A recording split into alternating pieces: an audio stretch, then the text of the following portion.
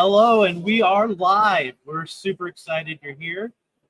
It has been a great first day of the HECC conference, probably one of the largest groups we've had, at least as far as since I've been on the board. We've had a lot of great things said so far. Everybody seems to love the burger buffet versus the box lunches this year, so that seems to be going great. And we're going to finish out our day today with two rock stars in EdTech. Both Matt Miller and Stevie Frank are here with us.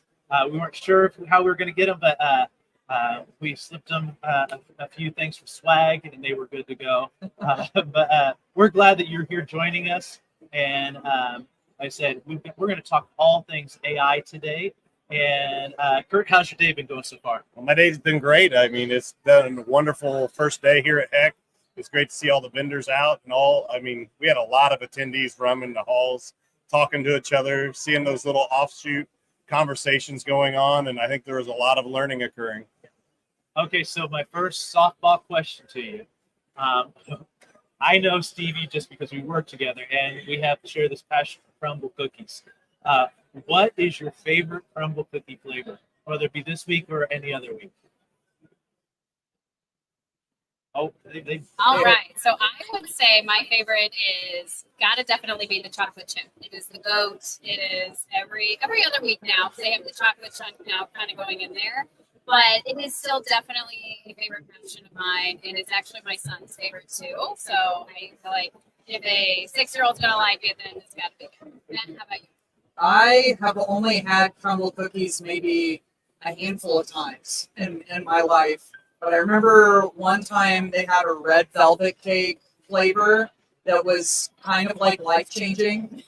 So I think that's probably my answer. Okay, so one of the things I don't like about crumble cookie is that, like, I always look at, like, I wonder how many calories these things have in it. And it said, like, 150 calories. I'm like, that's not bad at all. Then I look closely, and that's for, you divide it into 4. So and I'm like, for me, a cookie is one serving, not 4 servings. So that is a little dissimilar. What about you, Kurt? They're definitely one serving for me too, Kyle. And I'm going to go with the chocolate chunk. That would be the one that I'd be go-to for me. Definitely with a glass of milk. Yeah, there you go. Yeah. So this week is salted caramel cheesecake. I have not had it, but it has everything that I enjoy, so I may have to stop after the conference to check this out. One other softball question I got for you. Have you found any cool swags this week at the conference? Well, I feel like for me, the toy that is provided by HECC of the drone is definitely got to be like the most amazing one. And I can't wait to play around with that. Yeah. Did you go up to Illinois to see the drone cage where you can fly I need to. That is on my list of tomorrow. Yes. Yeah, I saw it. I'm always on the lookout for a good cable, so I updated myself with one of those 3-in-1 cables. And so that'll take good care of me. Thank you, Clear Touch, by the way. Not an official sponsorship. They're just generous. So. What about you, Kurt? You know, when you have 11-year-olds at home, you kind of go for some different swag than you normally would. All those little squishy little people and balls. I got several of those, and against my better judgment, I'm going to take home a couple of those swords as well. We'll see. We'll see what happens. It may not. Network Solutions has lightsabers right now. Yes. You see them? Okay. One of them makes sound. Yeah, so the blue one makes sound. Wow. I've got 2 boys at home. It's going to be interesting when I get home and pull out the swords. That's for sure. Yeah, I don't have any kids at home, but I always get a sword to give to somebody that's really annoying me that has kids. And so I'm like, here. So Stevie, I got a sword for you. You want it? I love you. Thank you. All right. Well, you know, one of the things that we really wanted to focus with you two on is, you know, when we started organizing the schedule, one thing kept coming over and over again is that's AI, and that is the hot topic right now in education. It's a hot topic across the board, and I know both of you have a lot of experience with AI, and so we thought, who better to have than you two come join us to talk a little bit about AI in education. Matter of fact, Matt, I know you just got a brand new book out with AI, and so tell us what are some of the things you're excited about when it comes to AI in education. I mean, I think the big thing that I always start with, and I think this is sort of like the entry-level place for a lot of teachers, is the time that teachers can save. I think if you want to talk to teachers about AI, the first thing that they generally are thinking about is, well, what about the classwork that I have? What if kids use AI, and what if they're not they're not thinking, and so there's that side of it. But I think probably the thing that makes me optimistic is that this may be one of the few things that's going to potentially take stuff off the plates of teachers.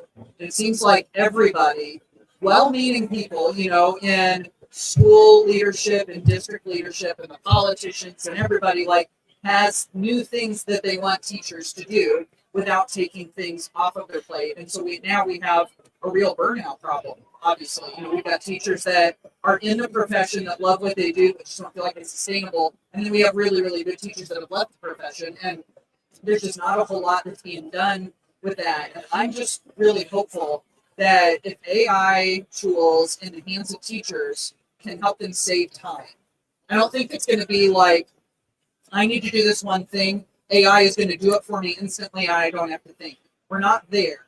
But if it can take a 20-minute task and help a teacher get a 20-minute task done in 8, now they've just bought back a whole bunch of extra time that they can put to the stuff that matters, right? So that way they're able to leverage their creativity, leverage the spots where they really need to shine. So I feel like a lot of times teachers have to do these mundane tasks, and instead of them being bogged down with that email or writing that exemplar text or creating that rubric, they can actually, or preview that YouTube video.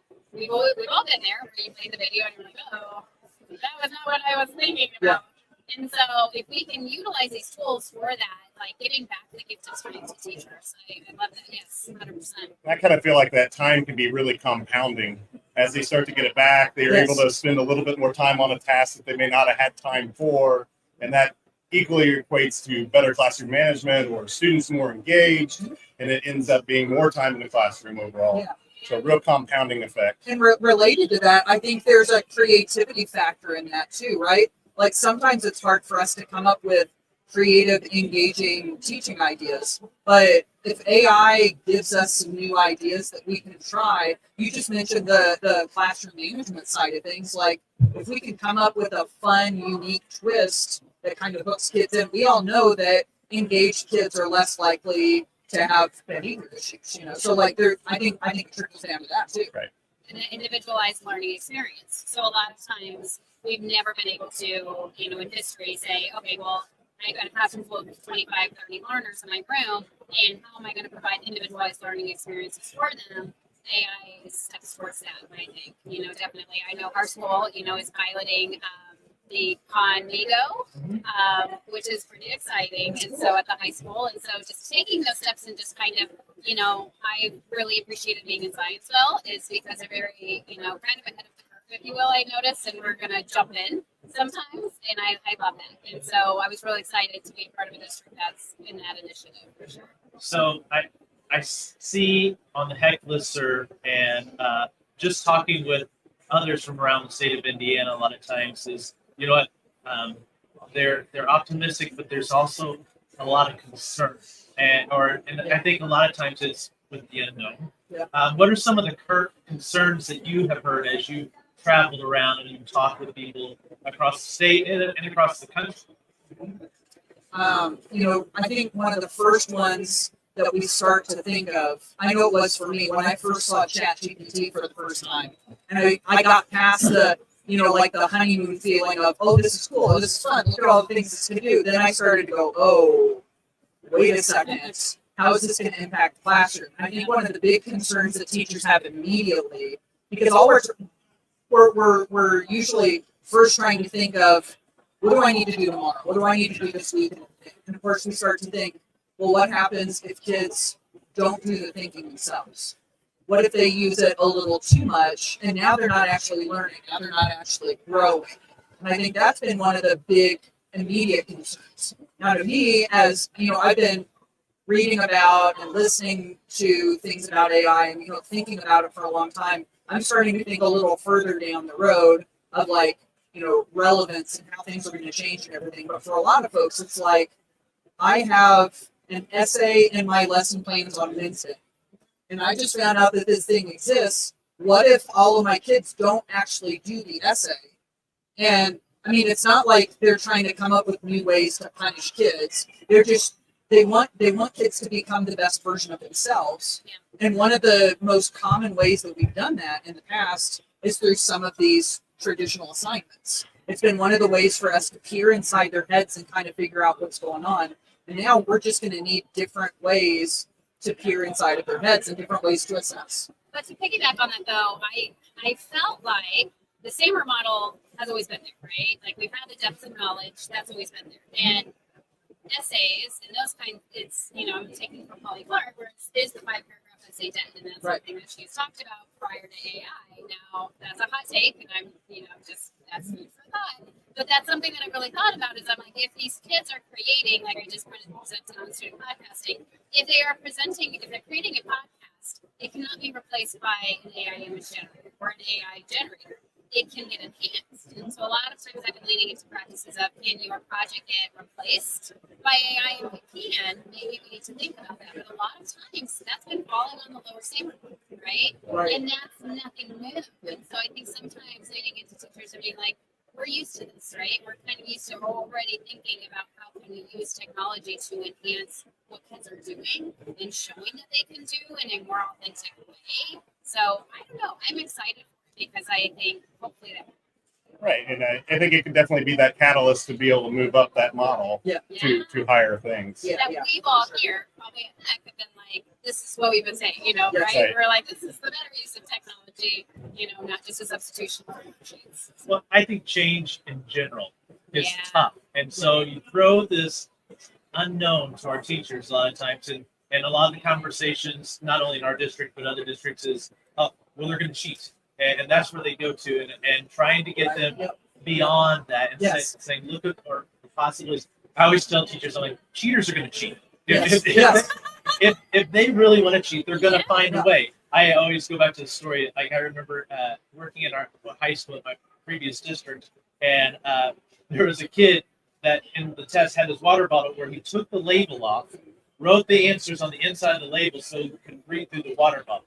And I'm like, if you spent the time that you preparing that and just study, but I think the unknown, we just go dramatically. Oh, well, they're going to cheat, and talking about, okay, so what are some alternative assessments? What are some ways that we can kind of utilize these tools as well? Yeah, and I think related to that, one direction that I've seen some folks going in that I really like is getting back to, and this goes back to just like what we've been preaching for the longest time, and that is process over product. Yes.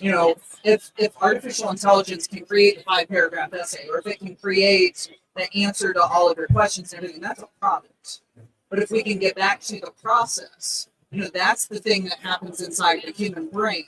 And so if there are ways to demonstrate the process, then that's cool. For instance, I've been playing with FigJam a lot recently. FigJam is the online whiteboard tool. It's one of them that's going to replace Jamboard when Jamboard goes away.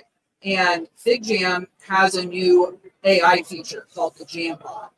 And so what it'll do is it'll let you write a little prompt on a sticky note, and then you bring the Jambot and you put it onto the board and you connect it. And you ask the Jambot to do something AI related. Yeah. And so there's a button at the top that says ideate. And so if on my sticky note I said, I'm looking for lots of great ways that I can use artificial intelligence in the K-12 classroom. Connect it to Jambot, hit ideate. It's going to ideate a whole bunch of ideas and stick them on a whole bunch of individual sticky notes. And then you can take one of those sticky notes, attach a Jambot to it, and ask it another AI follow-up question. Fun. And see what you get in the end there is you get this like mind map of all of the ideas that AI came up with and all of your questions that you gave to it. So like that to me is showing the process. That's the whole thinking process, just like diagram right in front of you. That's just one example of where I think if we emphasize the process instead of just the final answer, just the end product, I think that's great. Great. And going back to problems, another thing that I think is like the digital inequity piece, right? So a lot of our answer is, well, let's close it down. Let's shut it down. Let's pretend it doesn't exist. And the genie's out of the bottle. Can't go back. And so if we do close it down, if we do say we're going to bury our heads in the sand, just not go with it, then what that is creating then is a digital inequity piece. So the kids that have will go home and be able to get online, go to ChatGPT, OpenAI, whatever server they're using, and then they can use it on the assignment. Because I have not, won't. And so I think that's also a really important part to put into these conversations is at a district level, if you're making those decisions, really thinking about the ramifications of your actions. So it's not an easy test. Right. And it's definitely coming, as you said, it's coming into Big Jam. It's coming into all products right now. Yes. So unless you're willing to shut down a lot of different That's a things, good point. Well, and going along with the quick fix of we'll just shut it down. I also see the surgence of, well, let's find a tool that can identify if they've used AI. And I know Stevie and I have had these conversations, like the ones that I have tried out that say that they are not accurate. And you need to be very cautious if you start accusing students of cheating with AI when that may not truly be the case. I have done original work to put it in there and it says 95% probably generated by AI, or I just copied and pasted from ChatGPT and it says 90% original. Yeah. And I just really want to caution our teachers to start using these quick fixes instead of really addressing how AI can be utilized effectively with our students and our staff. It's the same issue that we've been dealing with for a long time, right? It's like playing whack-a-mole with cheaters. Yes. You know, if you've ever played whack-a-mole, you know that those rolls keep popping back up and you keep whacking all of them and they just never totally go away. Another thing that gives me concern about the AI detectors, aside from the fact that, you know, they throw the false positives and they say that human created work was created by AI, and I mean, that has the potential to wreck relationships with students by itself. But I remember reading from Ethan Mollick, who's been publishing a lot of stuff about AI. He's a professor, I think, at the Wharton School, and he put something out about a study showing that non-native English speakers, that their stuff is more likely to be flagged by AI detectors than native English speakers. So now, not only are we using something that is, you know, really highly inaccurate, it's even more inaccurate for some of our marginalized communities that are already struggling as it is, you know. So it's like you make bad matters worse by making it worse for these, you know, kids that are already struggling with language. So. Well, you know, we kind of talked about the negatives or things like that. Yeah. But I'm just curious, what's like one of the AI tools that you're just super excited about right now that you've used in the classroom or have shared with teachers that you're like, this is really cool? Well, I tell you what, so one that I've really just kind of got my feet wet with has been utilizing Search Coach within Microsoft Teams. And so I really enjoyed it just because I feel like as a former educator, you know, 2 years, this is my second year out of the classroom, I would be like, okay, now how do I do it, right? We're talking about it now. What does this look like in translation with my students in my classroom? Well, Search Coach is something that you can have as an assignment through Microsoft Teams. And what it is it sets the parameters for students and teaching them how to do an internet search. And something that I was passionate about when I was in the classroom was when we're teaching about research, we can't just say don't use Google. Like that is so not translatable in their real world. So we need to teach them how do you use Google.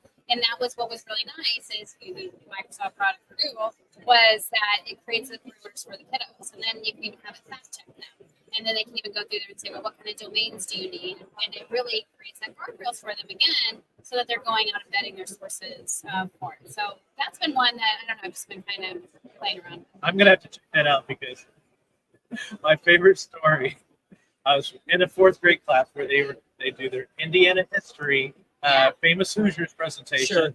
And I was listening to a student, he was practicing with me, and his famous Hoosier was Jim Davis, which I'm a huge Garfield fan, as the illustrator creator of Garfield. And so he's going through his presentation, and he's like, Jim Davis was born on this day, and he died on this day. I'm like, whoa, what? How did I miss Jim Davis dying? I'm like, I would have known that. He is an Indiana legend. Yeah. And I'm like, where did you get this? And he's like, I researched. I'm like, what site did this have? I can't believe I missed this. He's like, well, I Googled it. And so as we went back step by step, and if you Google when did Jim Davis die, it will tell you that he died, but there's more than one Jim Davis. But in this fourth graders, when you Google for research, you just ask questions and it'll give you the answer. Yeah. They don't even go to a website; they just go to whatever Google tells them. Yeah. And I'm like, It pops up. Jim is still alive and kicking, and I am super excited. Yeah. That makes me think too. A lot of the search engines, and I know Google is like this, are starting to bring generative AI into the search, which makes it a little more blurry for kids who don't know the difference. And I was even talking to someone at the HECC conference. They were like talking to a teacher who was like, how is this really that different from a search engine? It's like they're night and day different, because the search engine is, indexing a whole bunch of stuff created by humans, or well, maybe less so with AI, but anyway, but yeah, in general, mostly stuff created by humans, whereas, something like ChatGPT is artificial intelligence creating something for us. It's like a whole different thing. But now, with the way that the search engines are, like, you've got a generative artificial intelligence module up at the top. Yeah, at the very top. And you just mentioned it. What do kids do with internet searches? They look at the first result and they assume that that's the right answer, and they're done. And so then what happens if they ask about Jim Davis? Well, A, it could pull the wrong Jim Davis, or B, it could give that the AI could hallucinate. Mm-hmm. It could give them inaccurate information. They'd be like, but I saw it in that Google search. And of course, that's right for one of those conversations about, yeah, but where did this information from this Google search come from? Google isn't the primary source. Yes. And now, even more so, we've got to say, not all of Google is just results of web pages the way that it used to be. Now it's got AI built into it, and you got to be able to discern between the two. Yeah. Exactly. And that's an important conversation of when we're leaning into practices with students, we need to be, is this applicable to how they're going to translate this in their everyday? Yeah. And that's when, especially with researching, I was very surprised at how many, it was like, oh, well, we're only going to teach one World of Online. And I'm like, that's a great resource, but then you need to be teaching into how to Google and what that looks like, and vetting their sources and lateral reading and taking a look at those components of it, because you can't believe everything that's online, guys. Right. Exactly. That sort of speaks to, if I can mention this real quick, that sort of speaks to something I've been talking about a lot in my presentations, is that, a mindset piece of this for teachers and for school leaders especially, is that we've got to change kind of like where our focus is. Because I think for the longest time, we've been teaching through, I've got this analogy I've been using a lot recently, and teaching through our today glasses a lot. Looking at the way that the world is today, preparing kids for the way that things are today. And you've got lots of people in the community, and sometimes people in the school district, they're like, well, if it was good enough for me back then it's good enough for them today. But the reality is that their future isn't today. Their future is 5, 10, 15 years down the road. And so that's why I keep saying, like, we need to stop looking through our today glasses and look through our tomorrow glasses instead. And so if we're looking at what do we need to teach kids, we don't teach them to what the way the world is today. We have to make our best guesses what it's going to be like tomorrow, or in a year, or 5 or 10 years. And the hard part about that is it's really easy to be wrong. Yes. It's You don't have a crystal ball? no, and those tomorrow glasses are kind of fuzzy and unclear to look through, but it's our best hope for preparing kids for that future, is to look at the trends and the directions that everything's going, and sort of like extrapolate it out and think, what is this world potentially going to look like in 10 years? What are these kids going to need? And let's try to prepare them with that as best as we can, even if we do.